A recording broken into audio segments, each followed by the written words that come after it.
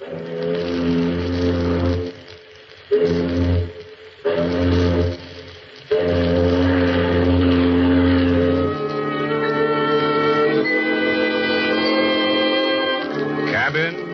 B-13.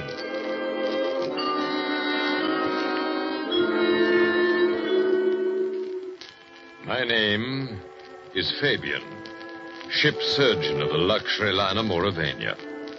Tonight, as we lie alongside the docks at the great port of Southampton, the ship is ghostly, deserted. Our passengers on this world cruise have gone to London.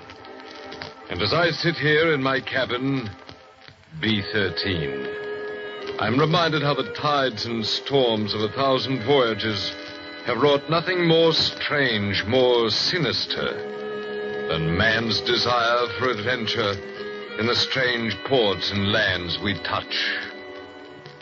I remember Bill and Brenda Leslie. It was years ago before the war, and the effect on their characters of the mortal terror that overtook them in London. CBS brings you John Dixon Carr's famous Dr. Fabian, ship surgeon, world traveler, and host in Cabin B-13 for strange and incredible tales of mystery and murder, directed by John Dietz.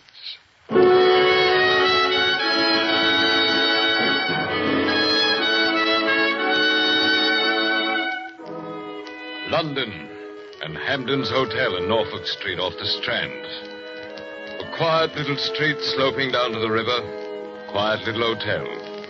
So dingy with its stuffiness of old carpets and yesterday's tea trays that you'd never suspect how fashionable it is or how expensive.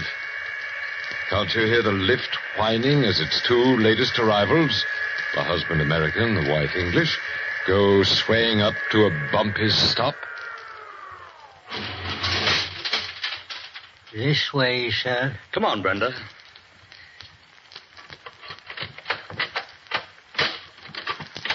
Will there be anything else, sir? That's all, thanks. Oh, wait a minute. Here. Oh, thank you, sir. Bill, darling, please don't look so bewildered. Was I looking bewildered? I know the furniture's red plush and dates back to the 1860s. I know we can't get a private bathroom. By George, the waiters look as old as the furniture. But if only we'd gone to Claridge's or the Savoy or any one of a dozen places I suggested. But, darling, you don't understand. No? Who the devil wants to go to Claridge's or the Savoy? This is London. Oh, Bill, I'm afraid I still don't understand. I've been in the diplomatic service for 7 years. I've been stationed in 3 capitals. But I've never been here. It's a lovely old town. Oh, it's home. It's home to me, too, in a way. It's put a spell on my imagination ever since I was a boy so high. Sherlock Holmes, Dr. Fu Manchu, hansom cabs rattling through the fog. Darling, you don't think we still ride about in hansoms. No, but it's the spirit of the thing. Here, look out of this window. Yes? Gray and black buildings. Twilight coming down. And yes, look down there. Where? I don't see anything. It's one of your famous barrel organs. Here, let's have the window up. It's under our windows, Brenda. What's the tune, dear? Do you know it? Oh, something about she was a lassie from Lancashire. It's a very old one. But it's right, don't you see? Everything's right. And if I crane out of the window sideways like this, I can see down to the river. That's where the bodies fall off walls and the police launchers go out. Oh, Bill, please listen to me. Yeah? Put your arms around me. Look down at me. There. I have a funny face. I admit I have a funny face. I love you terribly, Bill. I don't mean any words like very much or a lot. Just silly and terribly. But of all the romantic Americans I've ever met, you have the most absurd and fantastic ideas about England. You don't really expect to find Scotland Yard men in bowler hats trailing you every step. Now, do you? That wasn't the point, Brenda. I only When you said think that... about it, just remember the barrel organ. Safe, stodgy, comfortable. That's London, Bill. Will you remember? Well, at least they've got telephones in this place. Hello? Mr. William Leslie? Yes, speaking. This is the reception desk, Mr. Leslie. There's a man here who insists on seeing you. In fact, the man is on his way upstairs. He's a police officer. What did you say? A police officer, sir. A police officer, huh? I see. He isn't by any chance from Scotland Yard? Yes, sir. I thought you might like to know. Did you hear that, Brenda? Yes, I heard it, but surely... About 6 hours in England. Oh, this is ridiculous, Bill. There must be some mistake. Well, there probably is. All the same, come to think of it, I don't feel very keen about facing one of these bowler hats in real life. But why do they come to us? We hadn't done anything. Nothing I can think of. That's what worries me. Get ready for the hat and the raincoat and the cropped mustache. Yes? Mr. Leslie? Mrs. Leslie? That's right. Won't you come in? Thank you. Sorry to have to trouble you, sir. I'm a police officer, Metropolitan CID. Here's my warrant card. I see. Chief Inspector... Radford, sir. And I'm bound to tell you I'm here about a pretty serious matter. But we haven't done anything Easy, Brenda, easy. Sit down, Inspector. Thank you, sir. Now, don't mind my notebook. It's a mere formality. You and your wife arrived this morning by the Mauravania. Your wife is British and carries her own passport, correct? Yes, that's correct. A week from today, you leave by the same ship for Lisbon. At Lisbon, you take up a new diplomatic assignment at the American Embassy. Correct? How does that concern Just you? one moment. I'd like you to look at this snapshot I have here. Who is it? But it's Bill. I mean, well, except for that awful shirt and tie. Well, it is Bill. So help me, I never had that picture taken. I know you didn't, Mr. Leslie. That's Flash Morgan. Ever hear of him? Never. Is he wanted for something? He's wanted for several murders. We won't mention bank robbery. Also, he's a ripper, if you know what that means. Uses a razor and likes it. Me, the image of a famous murderer? They don't look so different from the rest of us.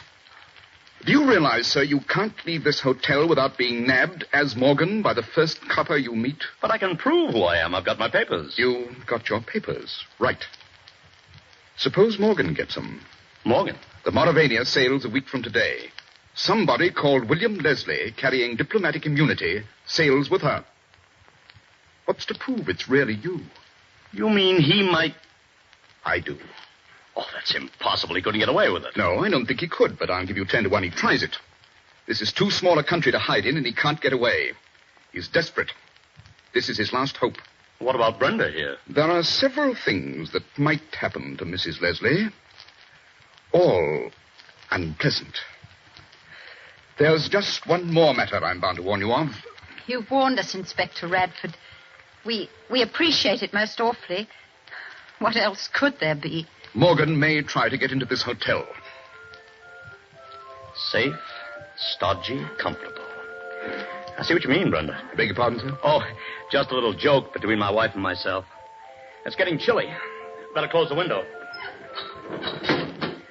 Look here, Inspector.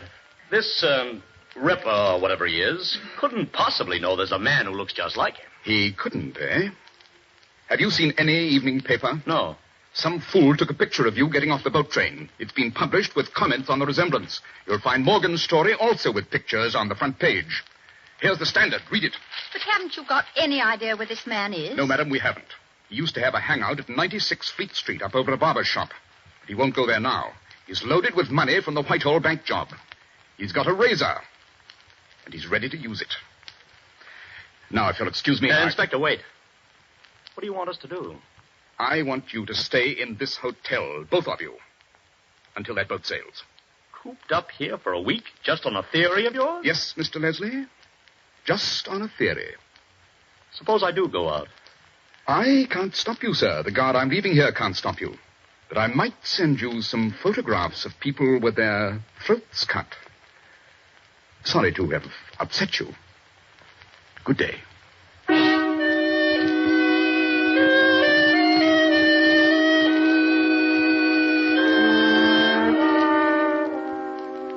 Hardly any change yet in the purplish white tinge of early evening. No street lamps alight. But a thin mist, white with late October chill, is creeping up from the river as Bill and Brenda Leslie still sit in the red plush room, staring at nothingness. Brenda, Yes, dear? what was the number of that address Radford gave us where Morgan used to hang out? I don't remember. 96, wasn't it? 96 Fleet Street? Why do you want to know? Because I'm going there. And I'm going now. Yes, I thought that was it. Bill, you can't. You mustn't. You can't do anything there. I know. Then why go at all? Sweetheart, you know what our life is. It's a wonderful life. Oh, with you, yes, every minute of it. But the diplomatic service. Vous allez bien, Madame la Comtesse? I am sure, Signor, that the Rio Alta Bridge will be a great success. Who precedes whom at dinner? Does the envoy's wife eat artichokes? Look, Brenda, suppose I captured Morgan before the police do. Bill, are you absolutely mad? No, darling. Once or twice in every man's life, something taps him on the shoulder and says, come on, I dare you. Mostly we turn away and pretend we don't notice. But not this time. I'm taking the dare. Bill, come back here. You're not to go. Where's my overcoat? Oh, I've got it. Now, this address... If you go, I'm going with you. Oh, no. This isn't a woman's kind of dare, and you know it. It's as much my dare as it is yours. 96 Fleet Street, up over a barber shop. How do I get there? If you well- don't tell me, Brenda, I can easily find out. Oh. Well, as a matter of fact, it's not very far from here. You could walk it in 10 minutes. That's better. That's much better. What about your identification papers? I'm throwing them out here on the bed. Morgan won't get those. But if you haven't got those papers, you won't be able to prove who you are. I'll have to risk it, Brenda. See you later. Bill, come back. If you had any reason for going there, I wouldn't mind. But it's idiotic. Oh, don't leave me. Please come back. Please. I'll be with you, Bill. I'll be with you if Morgan doesn't see me first. Footsteps. Slow-moving footsteps. Footsteps on gritty pavement where, beyond Temple Bar, Fleet Street curves down into dimness. A dead street, hushed and shadowy, with St. Paul's like a gray cloud far ahead. Too late for office workers? Too early for newspaper offices. That's Bill Leslie on the left-hand pavement. I can tell you, believe me, every half-thought that tumbles through his brain as he walks. Can't see the numbers, that's the trouble. Fool stunt, I wish I hadn't tried it. Can't turn back now, seem afraid. What if something jumped out of one of these doorways? He's a ripper, if you know what that means. Are you absolutely mad? Mustn't remember things like that. Fleet Street. Dr. Johnson, 18th century. No people around. The street lamps lighted. Good thing. I'd walk a little faster. No harm in walking a little faster. There. Number 34. Even number side of the street, too. Can't be far off now. Mist rising and as cold as... Was that a policeman's helmet? Behind me, up against the sky. It doesn't matter. Police mean safety. If you haven't got those papers, you won't be able to prove who you are. Still doesn't matter. Nobody can see my face. Another policeman's helmet. Swear to it. Over in that alley. A little faster. Take it easy now. Don't run. They can't possibly... You there! Stop! Wait a minute! Mustn't get panicky. How do you stop panic? Got to find that address. Got to justify myself. Got to... Run!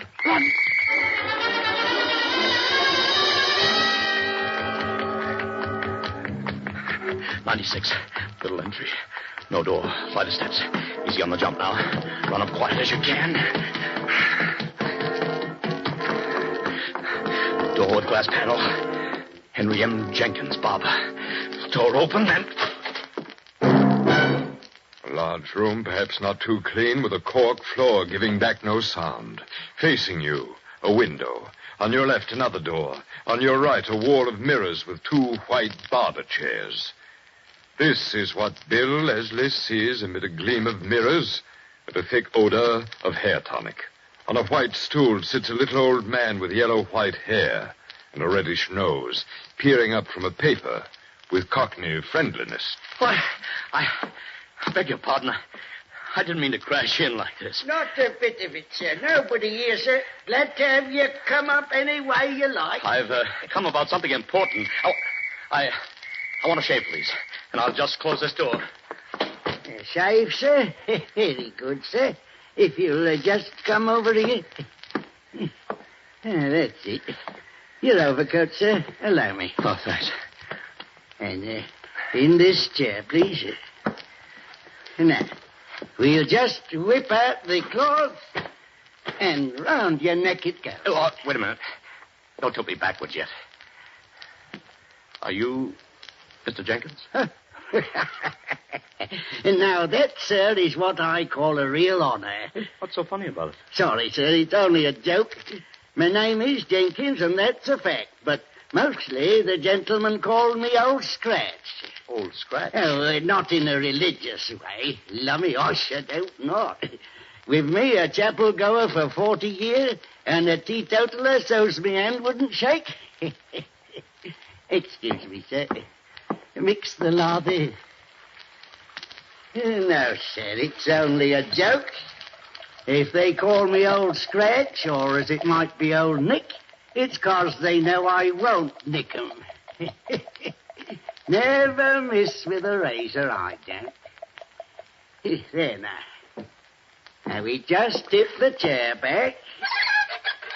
And I'll bet this lather I'm putting on is as comfortable as going home to tea and kippers on a night like this. It's remarkable, sir, how comfortable... Here, sir.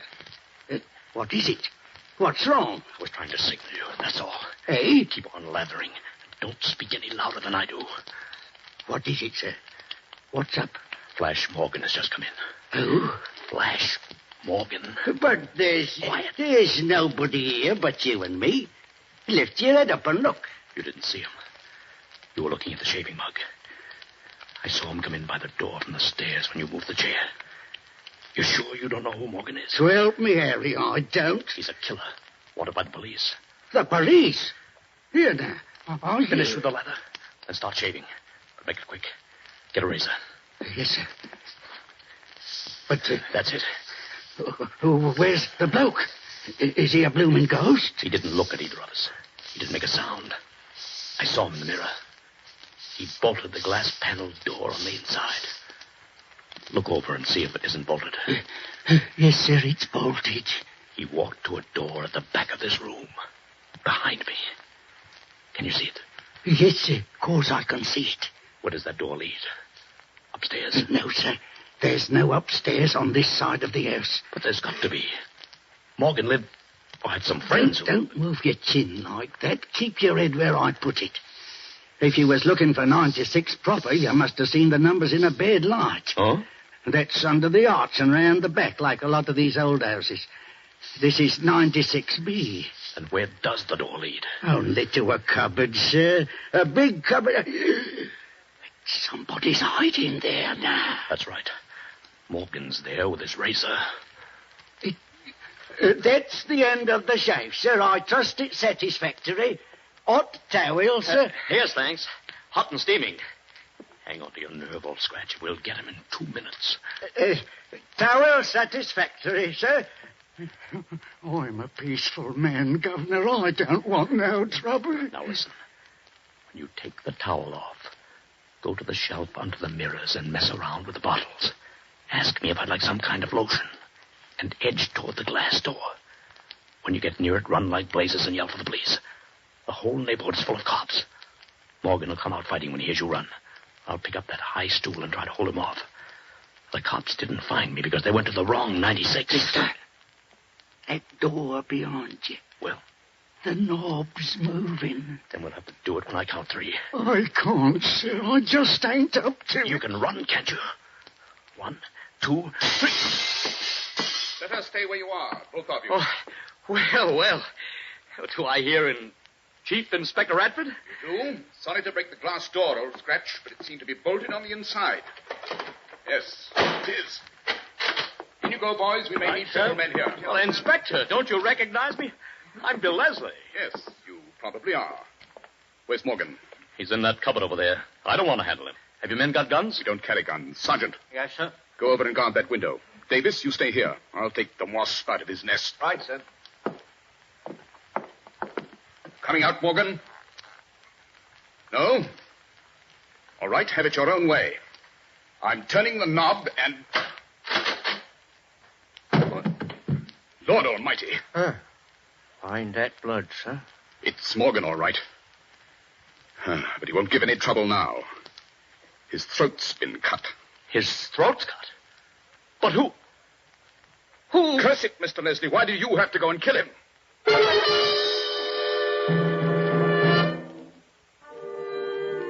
There's a famous building on the Thames embankment. Once red brick with white trimming. Now smoke darkened, redolent of old stone. Inside it looks rather like a hospital, does New Scotland Yard. Not far away down the misty river, there's a great clock. As 3 persons sit in a small official room. Mr. Leslie, why don't you tell us the truth? Inspector, I have told you the truth. So has old Scratch here. Ah, every word of it. Let's face it, Mr. Leslie. You killed Morgan, and you don't seem to understand the law here. How do you mean? To kill a wanted man, even a murderer, is just as serious an offense as killing the Prime Minister. I can't help you if you say you didn't kill him. But I can get you off scot-free if you admit you did it in self-defense. Look, Inspector, I never set eyes on Morgan except when he walked through that shop. Scratch never saw him at all. I never stirred out of the chair for 1 second. Scratch never left me. Never even took his hands off me for a second. Neither of us did it. Then who killed Morgan? I don't know. The door was bolted on the inside. The window was locked. How could anyone get in? I just don't know. You don't think a ghost got in and killed him? Well, what do you think happened? I know what happened. Oh? Oh, yes. You rather thought you and Morgan would try to corner each other. You were both in Fleet Street within 20 yards of each other when those police whistles blew. And you lost both of us. What happened in the meantime? You and Morgan met at the barber's. There was a fight, and you killed him unintentionally. I killed him with what? With his own razor. We found it in the cupboard. Then you bribed old Scratch to keep his mouth shut. Here now, Inspector. Easy, Scratch. Stop rocking back and forth. Oh, I'd like to tangle up my hair and pull it out by the roots. Oh, I'd like to stand on the track with a engine coming. Oh, I'd like to... Lummy, ain't there any justice? Morgan was loaded with money, carried 1,000 quid in an oilskin tobacco pouch. It wasn't on his body. If you gave it to Scratch and Scratch hid it in the confusion after we broke in... You know, Inspector, I've been wrong about this whole thing. Oh, that's better. Oh, not the way you mean. I thought my big trouble would be to prove my identity. But you don't doubt my identity. Or do you? I don't know. But officially, until your wife identifies you... That's what I've been asking all night and you won't answer. Where is Brenda? Well, sir, the fact You is... haven't got her locked up somewhere. No, of course not. The fact is, we can't find her. Isn't she at the hotel? No, your wife left the hotel just after you did. Brenda left the... Where'd she go? To 96 Fleet Street. How do you know that? The real entrance to 96 is at the back, up a flight of stairs past the barber's window. One of our men saw her there, then lost her. You mean Morgan may have seen her before he came into the shop and attacked her? Mr. Leslie, you're the one who's got to take it easy. Just sit down, gentle-like. Do you see now why you've got to give up this crazy story that you didn't kill Morgan and that you and old Scratch were never out of each other's sight? But it's true. Don't you see what I want to know? Did Morgan kill your wife?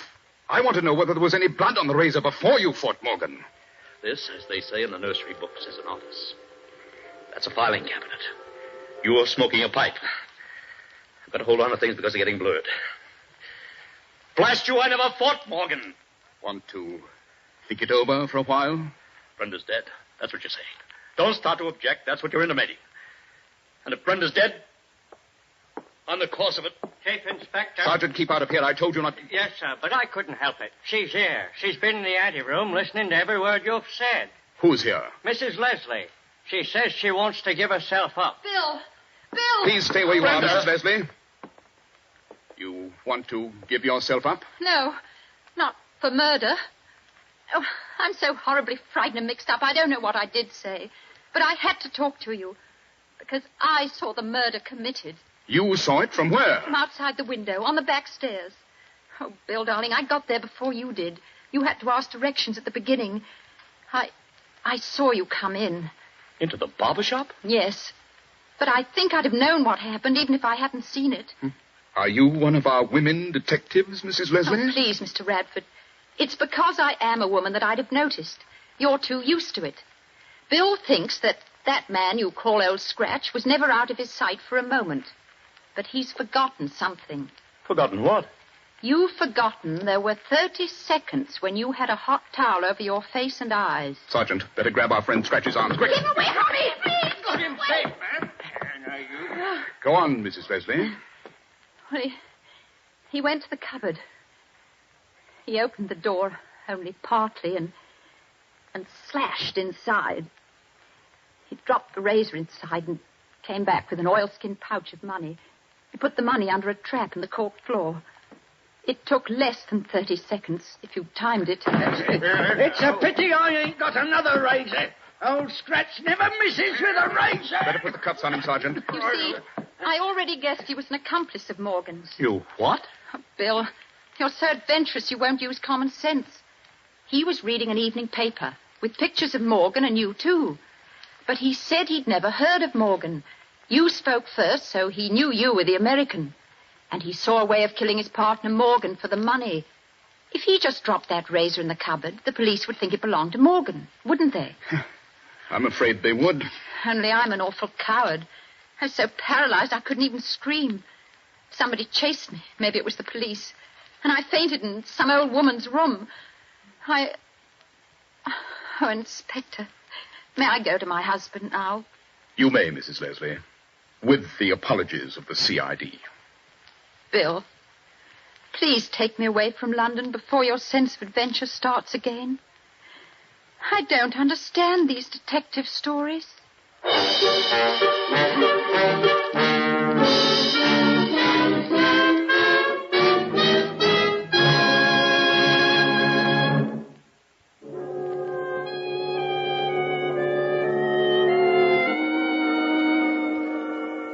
And so, in rather a pleasant vein, I end my story of the husband who sought trouble and the wife who got him out of it. And as I, Dr. Fabian, ship's surgeon of the Mauravania, sit here in my cabin, B-13, remembering this story, I wonder what other memories of strange and sinister happenings will come back as we touch at the other ports of our world cruise. I hope to greet you again next week in cabin B-13.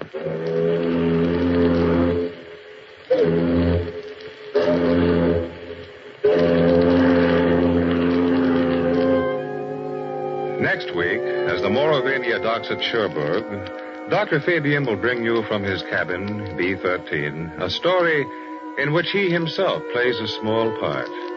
A tale with not quite so pleasant an ending as tonight's. A strange adventure which he calls The Man Who Couldn't Be Photographed.